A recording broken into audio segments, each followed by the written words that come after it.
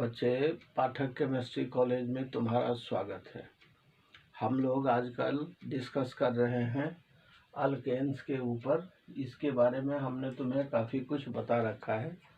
आज हम लोग उसके फिजिकल प्रॉपर्टी की बात करेंगे। अल्केन्स क्या होता है मैं तुम्हें बता चुका हूँ। उसका जनरल फार्मूला क्या होता है बता चुका हूँ। वो कहाँ मिलता है बता चुका हूँ। इसीलिए हमारे पीछे के लेक्चर को देखो और उसको समझो कि उसमें हमने क्या बता रखा है। आज हम लोग बात करेंगे फिजिकल प्रॉपर्टी की। तो फिजिकल प्रॉपर्टी क्या होता है? फिजिकल प्रॉपर्टी में हम उसका स्टेट देखते हैं। स्टेट्स मीन्स कि वो सॉलिड है, लिक्विड है, गैस है। फिर उसका कलर देखते हैं कि उसका रंग कैसा है। फिर उसका गंध देखते हैं कि वो उसका गंध है कैसा है, गंधहीन है, गंधयुक्त है। तो ये सब सारे फिजिकल प्रॉपर्टीज में आते हैं। अब किसी चीज़ का, किसी भी कंपाउंड का फिजिकल प्रॉपर्टीज कई बातों पे डिपेंड करता है। तो इसमें भी हम उसका डिस्कशन करेंगे कि इसका फिजिकल प्रॉपर्टीज क्यों उन चीज़ों पे डिपेंड कर रहा है। तो हम उसको अभी डिस्कस करेंगे। तो पहले तो उसके पॉइंट्स को समझो कि अल्केन्स का फिजिकल प्रॉपर्टी क्या होता है।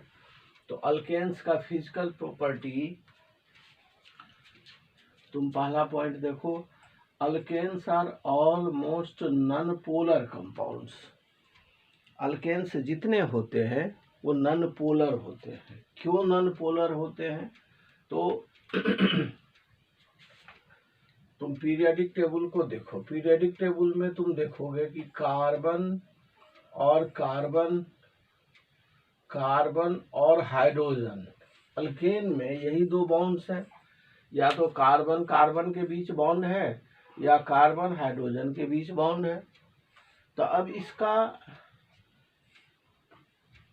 नॉन पोलर ये क्यों होगा? इसलिए कि जितनी इलेक्ट्रोनिगेटिविटी इस कार्बन की है उतनी ही इलेक्ट्रोनिगेटिविटी इस कार्बन की है। इसीलिए इसको पोलर होने का कोई मतलब ही नहीं है। ये 100% कोवैलेंट हो गया। कार्बन और हाइड्रोजन के बीच पोलैरिटी इसलिए नहीं हो पाती कि कार्बन का इलेक्ट्रोनिगेटिविटी 2.4 है और हाइड्रोजन का 2.1 है। तो ये भी डिफरेंस बहुत कम का है। फिर दोनों का एटॉमिक साइज बहुत पास है। इसका और इसका एटॉमिक साइज बहुत पास है। इन कारणों से कार्बन और हाइड्रोजन के बीच भी ज़्यादा पोलैरिटी नहीं हो पाती या ऑलमोस्ट नहीं ही हो पाती। और कार्बन कार्बन के बीच तो होने का, पोलैरिटी होने का कोई चांस ही नहीं बनता। और ये जो हाइड्रोकार्बन बना हुआ है उसमें तुम देखो, जैसे मीथेन है, कार्बन और 4 हाइड्रोजन लगे हुए हैं। यही अगर इथेन होगा तो कार्बन कार्बन और बाकी जगह हाइड्रोजन लगा हुआ है, मीन्स हाइड्रोजन बॉन्ड है, कार्बन हाइड्रोजन का बॉन्ड है। तब इस कार्बन के बीच पोलैरिटी नहीं हो सकती, कार्बन हाइड्रोजन के बीच पोलैरिटी नहीं है। इसीलिए, और यही क्रम, यही सीक्वेंस हर अल्केन्स में होगा। इसीलिए अल्केन्स आर नॉन पोलर। अब हमने तुम्हें बता दिया कि why alkanes are non polar compounds, हमने बता दिया ये तुम्हें। अब अगला पॉइंट है तुम्हारा, मीन्स अगली प्रॉपर्टी है इसकी। तो इसकी एक प्रॉपर्टी तो ये हो गई कि alkanes are almost non polar. अब दूसरी प्रॉपर्टी पे आ जाओ।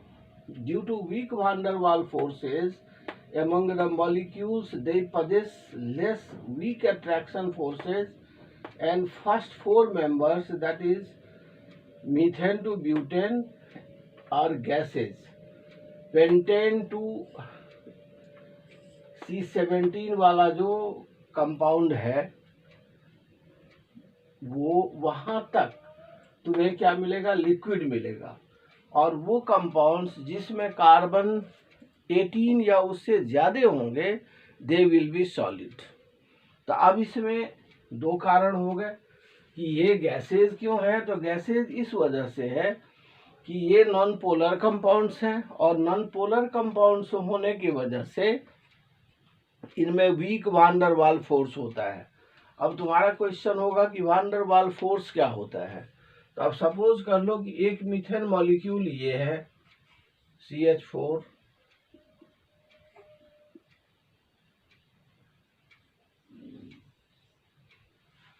सारे मॉलिक्यूल्स स्फेरिकल होंगे और सॉलिड होंगे, गैसियस स्टेट में भी सॉलिड होंगे।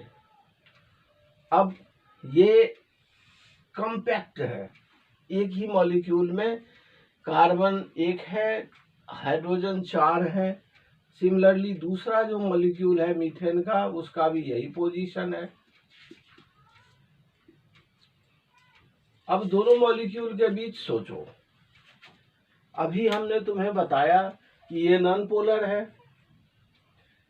तो ये मीथेन मॉलिक्यूल भी नॉन पोलर है, ये मीथेन मॉलिक्यूल भी नॉन पोलर है। अब चूंकि दोनों नॉन पोलर हैं, इसीलिए इसमें वान डर वाल फोर्स नहीं होगा। क्यों नहीं होगा?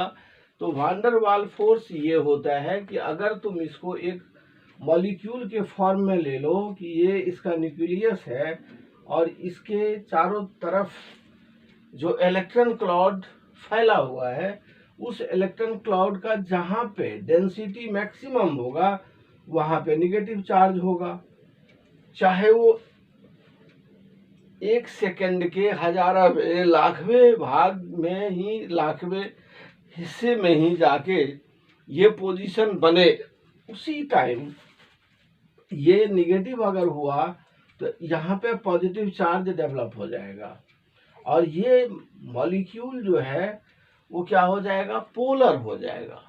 सिमिलरली दूसरा मॉलिक्यूल क्या होगा? इसके साथ भी यही पोजीशन बनेगा, मींस कि यहाँ पे पॉजिटिव आ गया, यहाँ पे निगेटिव आ गया। अब इसका पॉजिटिव इसके निगेटिव के साथ अट्रैक्ट होगा, इसका निगेटिव इसके पॉजिटिव के साथ अट्रैक्ट होगा और यही वान डर वाल फोर्स होता है। लेकिन ये जो अल्केन्स हैं वो नॉन पोलर हैं, इसीलिए इसमें वान डर वाल फोर्स नहीं होता है। जब वान डर वाल फोर्स नहीं होगा तो ये गैसियस होते हैं। क्या होते हैं? तो शुरू के जो 4 मॉलिक्यूल हैं वो गैसेज हैं, लेकिन जैसे जैसे एटॉमिक वेट बढ़ता है तो ये कंडेंस्ड होता जाता है। मींस जैसे मॉलिक्यूलर साइज बढ़ेगा, एटॉमिक वेट बढ़े, मॉलिक्यूलर वेट बढ़ेगा मॉलिक्यूल का, वैसे वैसे इसका पास आने की जो क्रिया है एमंग द मॉलिक्यूल, जो एटम को पास आने की क्रिया है वो बढ़ जाती है और इस तरह वो सॉलिड से, सॉरी, गैस से लिक्विड हो गया। तो इस कारण से क्या हुआ? तो C5 से लेके C17 वाला जो कंपाउंड है, मीन्स पेंटेन से स्टार्ट होता है, pentane, hexane, heptane, octane, नोनेन, decane, dodecane, like that. और इस तरह C17 वाला जो कंपाउंड होगा वहां तक ये लिक्विड होता है। इस लिक्विड के बाद मॉलिक्यूलर वेट और बढ़ गया, तो C18 वाला जैसे होगा तो वहां से ये सॉलिड्स हो जाते हैं। पर ये सारे के सारे कलरलेस होंगे, ओडरलेस होंगे। क्या होंगे? कलरलेस होंगे, ओडरलेस होंगे। पेट्रोलियम का एक स्मेल होता है, बट ड्यू टू इम्प्यूरिटीज। अगर वो प्योर अल्केन होगा, क्योंकि पेट्रोल जो है वो मिक्सचर है, उसमें और सारे कंपाउंड्स होते हैं और चीज़ें होती हैं, पर मेनली उसमें अल्केन्स होता है, लोअर अल्केन्स होता है। पर पेट्रोलियम का एक स्मेल होता है, तो तुम कहोगे कि आप तो कलरलेस, ओडरलेस कह रहे थे, फिर ऐसे क्यों हुआ? तो उसमें कुछ दूसरी इम्प्यूरिटीज भी होती है जिसके वजह से उसमें स्मेल आ जाता है। तो ये हमारा दूसरा पॉइंट था कि ये C18 से आगे जैसे हम बढ़ेंगे तो ये सॉलिड्स हो जाएगा। तीसरा पॉइंट हमने बताया कि hydrocarbons are colourless and odourless. यहाँ तक पॉइंट 3 तक हमने तुम्हें इसके फिजिकल प्रॉपर्टीज के बारे में बता दिया। अब अगली प्रॉपर्टी जो होती है वो हम लोग इस चीज को भी देखते हैं कि ये किस चीज में सॉल्यूबल होगा, मीन्स किस चीज में घुल जाएगा। जैसे चीनी मिट्टी तेल में तो नहीं घुलती, लेकिन पानी में घुल जाता है। नमक मिट्टी तेल में नहीं घुलेगी, पानी में खूब घुलती है। तो इस तरह कोई चीज़ कहीं घुलती है, कोई चीज़ कहीं नहीं घुलती है, तो उसका क्या आखिर फंडामेंटल क्या है, उसके कारण क्या है, ये तुम्हें समझना पड़ेगा। तो एक थ्योरी है कि लाइक डिजॉल्व्स लाइक, अर्थात अगर सॉल्वेंट पोलर है तो पोलर कंपाउंड उसमें सॉल्यूबल होगा। अगर कंपाउंड नॉन पोलर है तो वो नॉन पोलर सॉल्वेंट में ही सॉल्यूबल होगा। ये हो गई थ्योरी। तो इसी में अब ये हमने बात कही कि like dissolves like on the same principle hydrocarbons are insoluble in polar solvents, means जो हाइड्रोकार्बन्स हैं वो पानी में डिजॉल्व नहीं होगा, अमोनिया में डिजॉल्व नहीं होगा, या दूसरे जो पोलर सॉल्वेंट्स हैं उसमें वो डिजॉल्व नहीं करेगा। तो फिर ये डिजॉल्व कहाँ होगा? तो ये डिजॉल्व होगा किस चीज़ में? तो नॉन पोलर कंपाउंड्स में, नॉन पोलर सॉल्वेंट्स में। तो अब पेट्रोल है, नॉन पोलर सॉल्वेंट है, उसमें ये डिजॉल्व हो जाएगा हाइड्रोकार्बन। और अभी हमने बताया कि पेट्रोल जो है वो क्या है, लोअर हाइड्रोकार्बन का मिक्सचर है, लिक्विड फॉर्म में है, और इसीलिए इसका यूज हम ड्राई क्लीनिंग में करते हैं। और एज फ्यूल पेट्रोल का ज़बरदस्त यूज है, क्योंकि इसके बिना तो ज़िंदगी चल ही नहीं सकती। आज से नहीं, कितने 100 साल से ये बातें हो रही हैं। तो पेट्रोल क्या किया, ये एक ड्राई क्लीनिंग के रूप में हम यूज़ कर सकते हैं। तो इसीलिए अगर तुम कहीं देखते होगे कि ग्रीज लगा हुआ है तो तुम किसका यूज़ करते हो? पेट्रोल का। पेट्रोल में ग्रीज डिजॉल्व हो जाता है, ग्रीज हट जाता है, उसमें जो डस्ट डर्ट होते हैं वो झड़ जाते हैं। यही फंडामेंटल ड्राई क्लीनिंग की है कि जब तुम पेट्रोल से उसको ड्राई क्लीन करते हो तो जो ग्रीजी मटेरियल है वो पेट्रोल में डिजॉल्व हो जाता है, और डस्ट एंड डर्ट को तुम झाड़ के हटा देते हो, ब्रश करके हटा देते हो। तो ये इसका फंडामेंटल है। और यही बात हमने कही कि hydrocarbons are soluble in petrol. Petrol is a mixture of different lower hydrocarbons used in dry cleaning and as fuel in automobile industry. तो यहाँ तक इसका एक प्रॉपर्टी और हो गया, 5वीं प्रॉपर्टी हो गई है। अब इसका 6ठा प्रॉपर्टी ये है कि with increase in molecular mass boiling point increases steadily. अब अभी तुमने देखा कि मीथेन से लेके ब्यूटेन तक जो हाइड्रोकार्बन्स हैं चारों के चारों गैसेज हैं, पर पेंटेन से लिक्विड होना स्टार्ट हो जाता है। अब जैसे ही लिक्विड होगा तो उसका क्या होगा? बॉइलिंग पॉइंट होगा। अब वो जो बॉइलिंग पॉइंट होगा वो किन चीज़ों पे डिपेंड करेगा? तो जैसे जैसे कार्बन का नंबर बढ़ेगा, मीन्स मॉलिक्यूलर वेट कंपाउंड का बढ़ेगा, वैसे वैसे उसका बॉइलिंग पॉइंट इंक्रीज होगा। ये अब सिमिलरली जब ये सॉलिड हो जाएगा तो जैसे जैसे मॉलिक्यूलर वेट बढ़ेगा तो मेल्टिंग पॉइंट भी बढ़ता जाएगा, मीन्स हायर मेल्टिंग पॉइंट पे वो लिक्विड फॉर्म में आएगा वो सॉलिड। तो ये दो चीज़ें तुम्हें समझनी होगी कि जैसे जैसे मॉलिक्यूलर वेट बढ़ेगा तो लिक्विड का बॉइलिंग पॉइंट बढ़ेगा और सॉलिड का मेल्टिंग पॉइंट हाई हो जाएगा। तो ये एक प्रॉपर्टी हो गई इसकी। अब इसमें तुम्हें एक बात और समझनी पड़ेगी कि हमने तुम्हें आइसोमर्स बताए हुए हैं कि आइसोमर्स होते हैं, एक ही कंपाउंड के कई आइसोमर्स होते हैं। जैसे पेंटेन है उसके 3 आइसोमर्स हो जाते हैं, नॉर्मल, आइसो एंड नियोपेंटेन। अब अगर तीनों ही एक साथ तुम्हें मिले तो केमिकली तो तुम उसको डिफरेंशिएट कर नहीं सकते, क्योंकि पेंटेन ही है। सर्टेन प्रॉपर्टीज होगी केमिकली जो थोड़ा उसको डिफरेंशिएट करेगा। अब फिजिकल प्रॉपर्टी से देखेंगे, क्योंकि केमिकल प्रॉपर्टी तो उसमें ऑलमोस्ट सिमिलर होगा, पेंटेन है। अब उसके फिजिकल प्रॉपर्टी में देखेंगे तो फिजिकल प्रॉपर्टी में फिर क्या देखेंगे, कलरलेस होगा, तीनों कलरलेस होगा क्योंकि अल्केन है। ओडरलेस होगा क्योंकि हाइड्रोकार्बन है, अल्केन है। अब अल्केन है तो अल्केन होने की वजह से वो कलरलेस और ओडरलेस हो गया। फिर कैसे बाइफर्केट करेंगे, तो अल्टीमेटली लिक्विड है तो उसका बॉइलिंग पॉइंट देखेंगे। तो यहाँ पे एक अलग चीज देखने को मिलती है कि जो नॉर्मल चेन वाला होगा उसका बॉइलिंग पॉइंट हायर होगा, और जैसे जैसे ब्रांच चेन बढ़ेगा बॉइलिंग पॉइंट कम होता जाएगा। ऐसा क्यों होता है?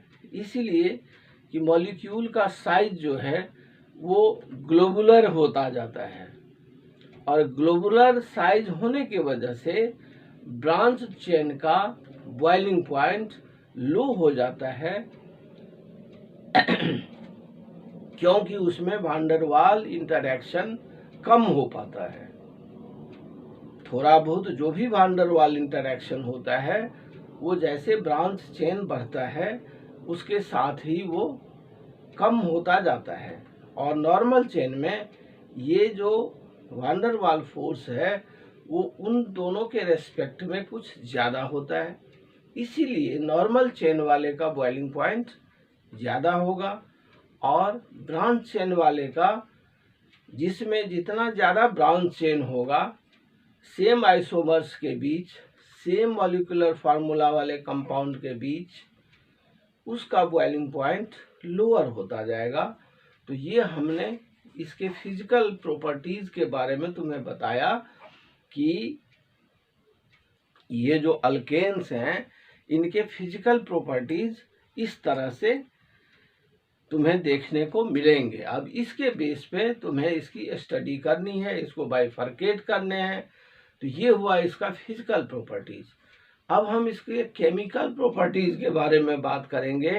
तो चूंकि ये नॉन पोलर है इसलिए ये ऑलमोस्ट इनर्ट होता है, ना तो ये एसिड के साथ रिएक्ट करेगा, ना ये बेस के साथ रिएक्ट करेगा, ना ऑक्सीडाइजिंग एजेंट के साथ रिएक्ट करेगा, ना रिड्यूसिंग एजेंट के साथ रिएक्ट करेगा, ना एयर में ऑर्डिनरीली रिएक्ट करेगा। ये नॉर्मल कंडीशन की बात बता रहा हूँ, पर अंडर डेवलप्ड कंडीशन और under certain circumstances substitution reaction होगा, क्लोरीनेशन होगा, नाइट्रेशन होगा, सल्फोनेशन होगा, हेलोजिनेशन होगा, ऑक्सीडेशन होगा, मीन्स ये बर्न करेगा। तो ये प्रॉपर्टीज इसके होंगे, लेकिन with developed condition, under drastic condition normally ये इनर्ट फॉर्म में रहेगा, क्योंकि ये नॉन पोलर कंपाउंड है। तो ये हमने फिजिकल प्रॉपर्टी के बारे में बताया, हल्का हिंट तुम्हें केमिकल प्रॉपर्टी के बारे में दिया। अब हम अगले लेक्चर में इन कंपाउंड्स के केमिकल प्रॉपर्टीज के बारे में बात करेंगे। थैंक्स।